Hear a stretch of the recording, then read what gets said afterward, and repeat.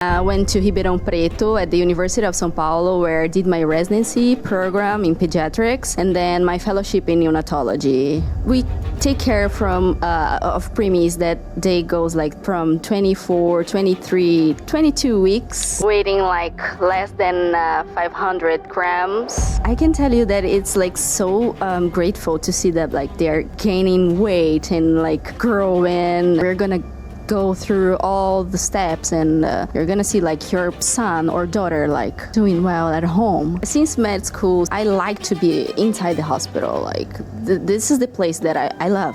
They are in the Guinness Book right now with the most preemie baby. Doing research, I can access the newest resources, approaches, and build connections. It's taking that first step. It's, taking initiative. It helps you move one stage up in your career, access the biggest experts in the world, and go to France and go to Iowa and do all these important things. I wanted more like to be with my patient, like to care, to do the physical exam, like to be in charge of the whole care process. This is what we would expect if we were on the other side. Hello everyone and welcome to one more episode of MetaCast, the podcast of the Meta-Analysis Academy. Over here we share successful stories, people who've done extraordinarily well in their careers. And I can think of no better example than Dr. Thais Iwashita. Dr. Thais is a neonatologist. She's going to share us all about the challenges and the rewarding aspects of this specialty and her incredible journey. She's originally from Brazil, but has international experience in the United States and France, multiple publications, incredible clinical skills. She's here in Boston for an observership at Boston's Children's, one of the premier hospitals in the world in pediatrics. So Thais, thank you so much for joining and sharing your story. I'm really excited to do this episode. Thank you. Thank you. It's an honor to be here talking to you today. Yeah. Absolutely. We're going to have a lot of fun. Can you go ahead and introduce yourself? Just tell us a little bit about where you're from and your current level of training, or you're done with training, but your expertise, your specialty, please. Yeah, sure. Actually, before being a doctor, I did nursing school. Right. And then I did a residency in nursing, emergency care. Then I was a professor of the first year of medical school as a nurse, and then decided okay, I think it's time to go and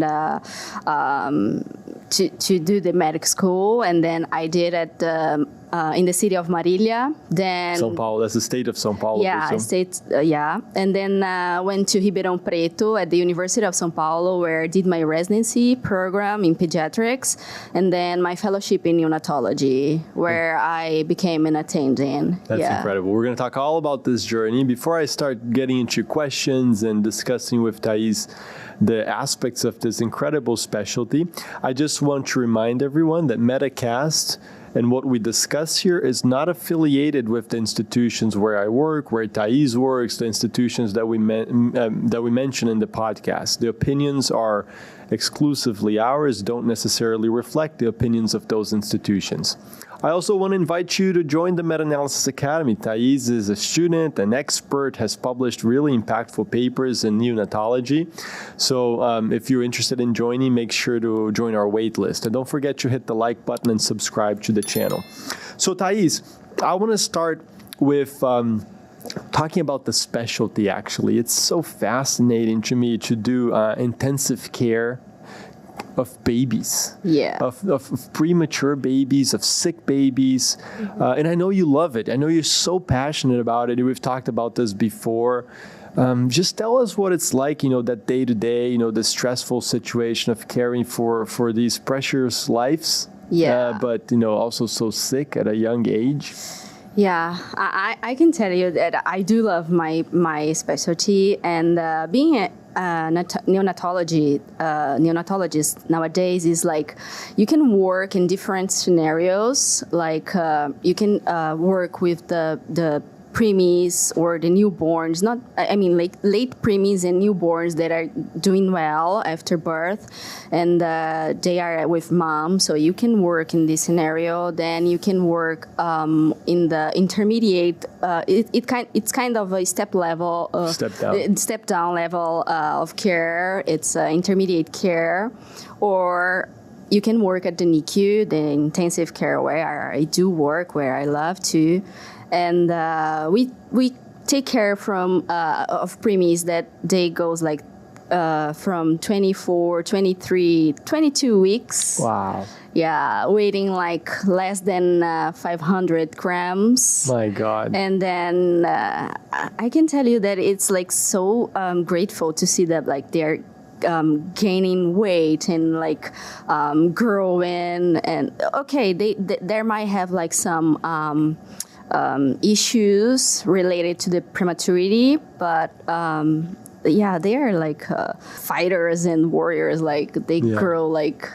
It's amazing. It's amazing. Yeah. And I really mean this in the sense of like passion for her job. I've known Thais for a couple of years right now. She was a student of the Meta-Analysis Academy, then a mentor to many, an expert in our program. We've become friends, and I know of very few people who are as passionate about their job as Thais is. It's really inspiring. Like, and you guys are going to hear in just a second, in the middle of a really demanding workload and working like 1 million hours a week, she still did a lot of research and connections and working on career development. It's a really impressive story. And after having said all of this, Thais, I want to ask you, where does that passion and motivation come from? Like, is it that obviously the babies, but it's just impressive to me. Like, where does it come from? Like your level of energy, of dedication, of passion for the job? Hard question. Good question. Yeah.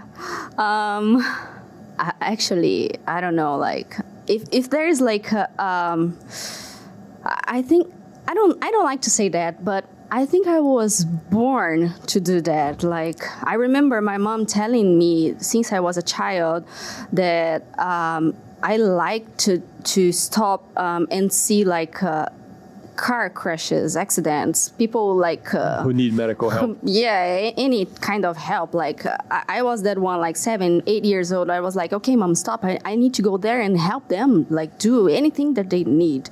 And my mom used to say, like, come on, Thais, you were like 7 And they're not doctors, old. your parents? They're not doctors? No, I'm the first one in my whole family, yeah. Impressive. But I don't know, like, since med school, since nurse school, I like to be inside the hospital. Like, this is the place that I love. I don't know. What motivated you to switch from a nursing career that was going really well? You had finished, even residency. You were a professor already for medical students as a nurse, and then going into medical school. Was it because you wanted to provide a different type of care to your patients? What motivated that? Yeah, you're right. As a nurse in Brazil, we do a lot of bureaucratic job, like mainly papers, I'd say that. And documentation. Yeah, and this is not like the job I would like to do. It was like, okay, I like it. It was good to learn, but I wanted more, like to be with my patient, like to care, to do the physical exam, like to be in charge of the whole care process. So yeah, that's. And tell us a little bit more about your journey. Like you said, you went to Ribeirão Preto, and then you did pediatrics, neonatology, and then tell us about how long has it been since you finished residency, and like your international experiences. Tell us about the time in France and the time in Iowa and now in Boston. Like, where have you been? Like all over the world? Yeah, I've been in many places.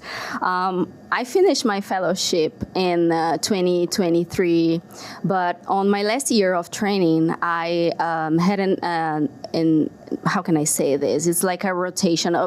I choose like to do my rotation 1 month in Paris, France, where I met my mentor, Dr. De Luca. He's an expert in respiratory diseases of the preemies. And I also went to Barcelona to present some clinical observational studies from my training. And then after like being in Paris, training with Dr. De Luca, I can tell you that my mind was like, it opened my mind to have another international experiences. So then I started like the meta-analysis academy, where I learned how to do the meta-analysis, which was like very helpful for me to have connections, international connections. I went to a congress in Toronto last year, where I met some people from Iowa, and then I was invited to go to Iowa as a visiting faculty, where I spent like 5 weeks there training with them, which is I am passionate about their job. Like, they are in the Guinness Book right now with the most preemie baby alive. From Iowa? From Iowa. Wow. It was like 21 weeks, 270 grams. 270 grams? Yeah. My God. Yeah. I was there when he was discharged. It's like a feather. Baby Nash. Oh, so I was there. You were there when it happened? Yeah. Wow. I saw the baby. Wow. Yeah. So how long did it? I'm just curious about this case now. Like, how long was that baby in the hospital for? Around like 6 months. Wow. Yeah.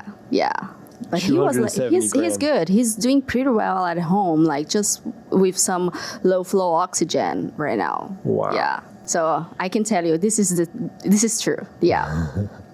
And then after Iowa, I went to another congress this year in Hawaii. It was good, yeah. Where I met some people from the Boston Children's Hospital, and then like people from Iowa advocated about on your behalf. On my behalf, yeah. And then they said, okay, come and like do an observership with us, like so. And now I'm here. That's incredible. So there's so much to unpack here. There's so much to discuss. And I want to focus first on these connections that you've made for research. So if I understand correctly, when you went to France, you met people, of course, someone who's an expert in respiratory disease of premature babies. And then when you joined the Meta-Analysis Academy, you did a project on this, and you invited that person to be a part of your work. Is that correct? Yeah, I did. This is that paper on like ventilation strategies for premature babies, right? Yes. I remember that. Right. I worked closely with Thais and helping her with that paper. This was probably, 2 years ago now? Something like that? 2 years ago, yeah. Yeah, it's been a while. And Thais published this really nice, impactful paper on different strategies for ventilations of these children, but it was a meta-analysis. And with a meta-analysis, the data doesn't belong to any specific institution. So Thais had the idea, she built the methods, the statistics, the writing. So she's in Brazil working as a neonatologist, but she can invite an expert from France to collaborate in her work. So that's helpful. Yeah. And fun fact, when I was in Iowa, first day, I went to one of my mentors from Iowa. I went to his room, and there was like my meta-analysis printed on his table. And he said, like, this is a good paper. Wow. I'm proud of your job. Like, we use this strategy here. And I was like, oh my God, you have my paper printed on your table? I was like, oh my God. That's incredible. Yeah, it was like, yeah. That's amazing. So then you went to Iowa and now here in Boston. And it sounds like some of these connections you made in conferences. So the one in Toronto was Pediatric Academic Societies, right? Yes, PAS. That's one of the big conferences in pediatrics. Yes. And this is such a common question that I get from students all the time, which is how to network in conferences? How do I meet people? How do I ask for opportunities? And you've done that not only once, but twice, where you've gotten a rotation with people that you've met at conferences. So I want you to share with the audience the strategy. Like, what is it that you do? How do you connect with people? Yeah. First, I can tell you that I studied their curriculum. Before the conference? Before the conference, yeah. And I'm passionate about the neonatal hemodynamics part of the neonatal intensive care. So I used to study their curriculum, and then like when I am at the congress, like I try to go to their lectures, like to their presentations, and then like try to make some questions, or at the end of their presentation, like go there and then say, hi, I'm Thais, I'm a neonatologist from Brazil, and I know you are an expert in the neonatal hemodynamics. I'm interested in this field. Like, can we talk a little bit about it and share experiences? So, yeah, this is my strategy, like my approach.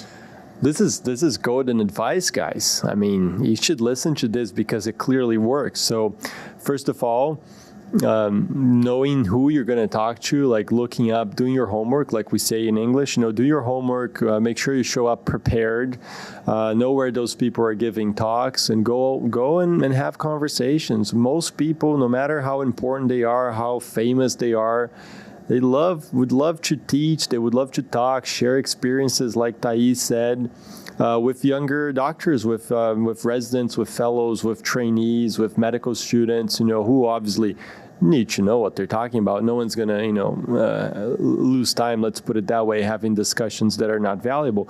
But that's a great resource. And then at what point, I'm just really curious about this because students ask me all this time, at what point after that initial conversation or during that initial conversation did you say, hey, can I do an observership or a visiting professorship experience in Iowa with you? How do you ask that question? Actually, I don't do this question right away, like when I'm in the Congress, like I figured. Yeah, afterwards, like I come back to Brazil, and then a few weeks later, I send like an email, like, "Hi, I'm Thais from Brazil. We talked a little bit at the Congress, and I would like to keep like having this communication, and we could like continue like sharing knowledge, experiences, and then like."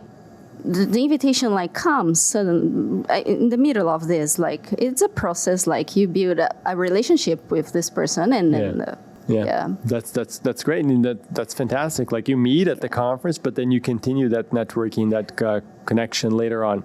At some point, did you mention, hey, by the way, I have like important research in this area? Like at what point you do mention that at some point? Yeah, I did it actually. When we were like sharing some experiences, I told them like, okay, I know how to do some kind of research, specifically talking about like meta-analysis, and I say like, I can share my CV with you, like, and they say yes, please. And after all of this, like, yeah, the invitation comes. Nice. But this is like how a mentor was supposed to be, right? I mean, like, I am a neonatologist in Brazil, and if someone's like approached me and then like shows me interest, yeah, of course. And like wants to learn, I will invite, like, okay, come. That's why we are in academic medicine. It's to train people and to help others and to prepare the next generation. That's people who are passionate about academic medicine. They love doing this, Yeah. Absolutely. Yeah. And the other part of this is that it's very natural, like it's a conversation, it's a cup of coffee, it's an email that you send later on, and opportunities, they'll come for those who are prepared and who show initiative. That's actually the other point here. Then multiple people who've been invited here and have had successful careers, they always talk about this. It's taking that first step. It's, taking initiative, showing up, like I said, do your homework, and then, get to know people.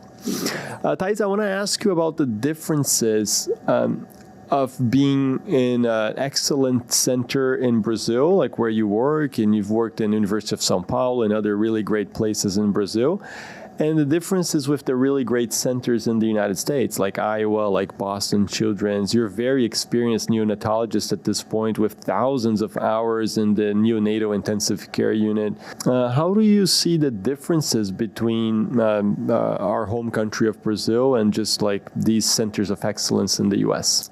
Okay, talking about like Brazil, I may be biased because I'm from São Paulo state, which is like different from the other states in Brazil.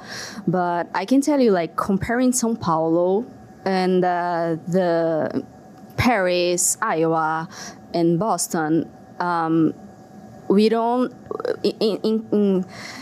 for technology, I mean, incubators, ventilators, all of this stuff, we are like equal same Interesting. or sometimes even better. Wow. Yeah, we have like some better ventilators compared to some of these places where I've been. But That's good to know. yeah. This is good. I was like proud. Okay, we're doing a good job. But the thing is like the trainings in Brazil, since we don't have like enough staff, and our multidisciplinary team still have some miles to walk through, like to develop. It is hard to have like an academic time, teaching time protected during the training. So it's kind of like a mix of doing job and trying to find like 5 minutes to teach something, but it's not like something organized. It's structured, right? It's structured like here. Yeah. There's nothing like here. Yeah, for training, for academic. Training, academic, yeah.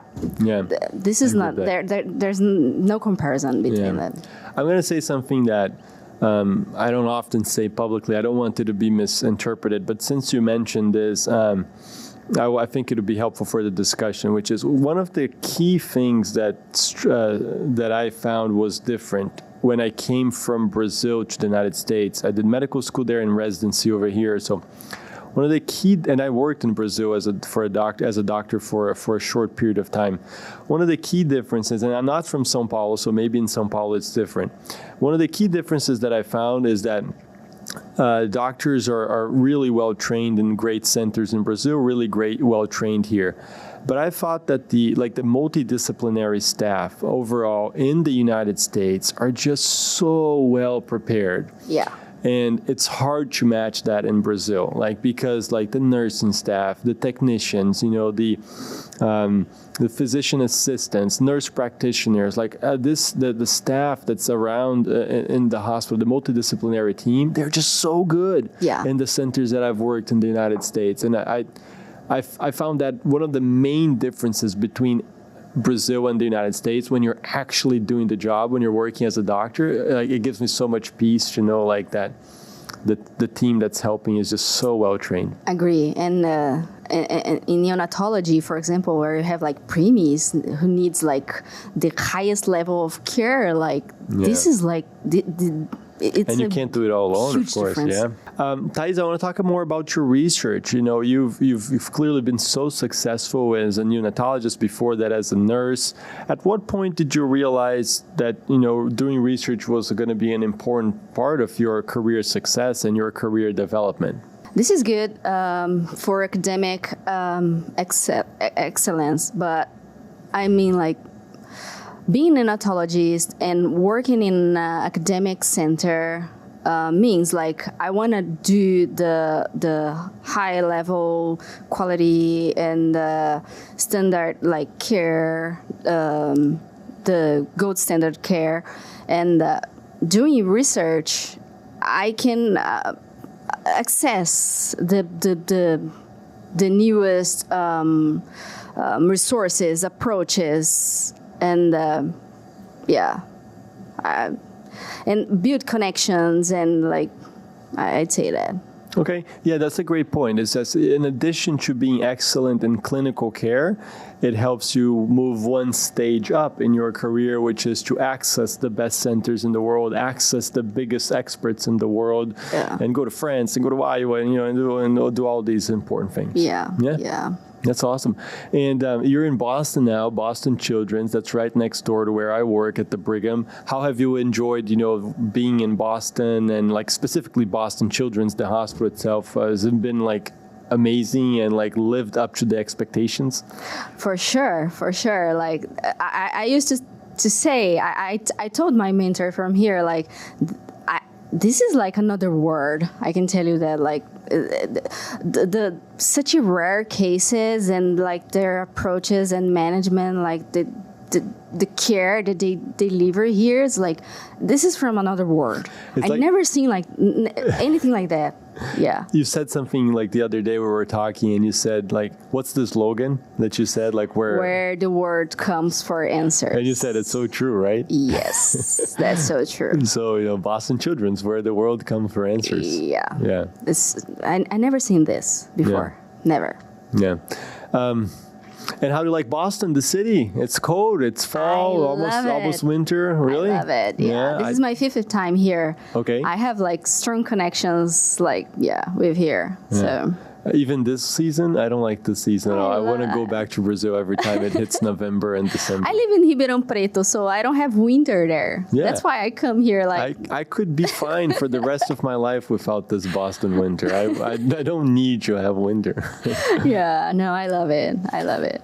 Thais, one of the things I wanted to talk about is just like how much you work. I know it's a sensitive topic, work-life balance, and, people always talk about these pretty things that you have to have balance. And I think it is true.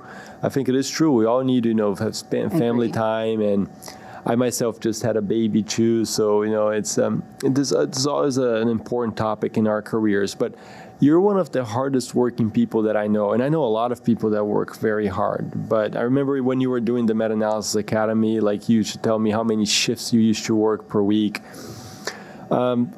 I'm going to ask you first, why do you do it? Why? I know it's a tough question. Is it mostly because you like it? Is there financial pressure to grow at this early stage in your career? Like, why is it that you work so hard? I'd say like it's a mix of what you said. Since I'm young, not that young anymore, but you're very young, Thais. We're all very young. We're all very young. We're talking about a 40-year career here. So like we're all very young. Let's get that clear. So yeah, like I have the energy like to work hard right now, and I'm thinking like when I'm older, like okay, I'm gonna like step back and then relax a little bit more, and also I want to like build up my financial. Things like, yeah. Mm-hmm. But the thing is like, I work very hard. I work like many hours in a week. I'd say like around 100 in a week right now. That's a lot, Thais. That's a lot. My God. But I don't feel tired. I love being there. Like my husband used to joke, make some jokes. Like I don't know anybody, like anyone else, like who wake up at 5 a.m. and is happy to go to the hospital and work. I don't know. Like I really love what I do, and I'm really happy to be there. Like and help my patients and help their parents. Like be with the parents during this time, because it's like it's a long. Stay in the NICU. So for the parents, it's so hard to. Yeah, we build like a relationship. Yeah. I still talk to the parents of my patients who were discharged like a few years ago. Wow. They come back and visit me. So we build a relationship. But I like doing this, like being with them, like together. We're gonna go through all the steps, and you're gonna see like your son or daughter like. Doing well at home. Yeah. I can only imagine how much it means to parents to have like a doctor like you at their bedside. Like obviously we all think about this, but like being a dad myself now, and thank God my baby's been very healthy. Cries a lot, but he's very healthy. But I can only imagine like you're a dad and your baby is premature in the neonatal ICU and there for many weeks. And to have a doctor like you there, my God, what a privilege. So I'm sure your patients tell you all this time, but and I'm sure you know this, but I'll be one more to say, thank you. For all your patients, for all the families that you touch, for all you do. Congratulations. It's very demanding, but it makes a difference in patients' lives and babies' lives. Congratulations. Thank you. I'm sure your parents are also very appreciative. Like they get. I'm sure you get gifts and things all the time and hugs, from parents, because it's very touching. What you do. Thais, when you're not working 100 hours a week and when you're not doing meta-analysis on your weekends and when you're not going to France or Iowa or Boston to do more work, what do you do for hobbies? Like, what do you like to do? Okay. Don't say work. My husband would like to say that, but yeah. He's right there. He says it's sleep. You like to sleep as a hobby. Yeah, I like to sleep, but sometimes I like. Now I'm like doing some journaling, writing some about my life story. I'm thinking about that, like. I'm building this thing. It's a new thing in my life, but I'm writing about like my job, my patients. Maybe one day. Publish it? Yeah, I'll publish a book. I don't know. Maybe. But I also like to, we have like 3 dogs. So 3 dogs, you still manage to work 100 hours a week, publish meta-analysis and work that much, and still you have 3 dogs? Yeah. So we play with them, and I also go to the gym like. My God, how many hours does your day have? 2 times, 3 times in a week. You make me feel bad about myself. I don't go to the gym. I go very rarely, at least. Yeah. Nowadays I don't run anymore, but I used to run at the weekends. I thought I worked hard, it just gives you perspective. So there you go, guys. All of you who are like, oh, I don't have time for research. Thais works 100 hours a week. By the way, she worked 100 hours a week when she did the Meta-Analysis Academy and when she published that paper. We did many meetings at like 10 p.m. at night and weekends. She's been hardworking like this all these years, and her publications they're there, and she's used them to make connections. So there are no excuses. There are literally no excuses. Yeah. Very good. Thais, incredible work. Thank you so much for all you do. Thank you for sharing your experience. I want to leave a final, I want to finish this with one final word of advice. And here's a tough question for you. The newer generation of doctors, and I don't say this as a criticism, I say this as a fact. Right. They think about the work-life balance a lot more than we did as a generation. Agree. The mentality that you have, that I have, which is we'll put in a lot of work in the first 10 years, 15 years of our career, and we'll grow and we'll develop and we'll gain maybe some financial security, whatever that means for different people, and then sort of we'll step back later on. The newer generation, they think about this work-life balance a lot earlier than we did. So the question I have for you is, what advice do we or do you give to them so that, thinking about work-life balance, fine, but also not to miss this passion that you have? I think it's such a beautiful component of what we do. I wish every one of us could have the amount of passion that you do. So I know it's a very broad question. Feel free to answer it as much as you'd like, but your advice to the newer generation, people who are 10, 15 years younger than us, and they're going to start their careers now, they're in residency, they're finishing medical school, what should they do? How should they think about their careers? I used to say to my trainees, to my mentees, this is all about empathy.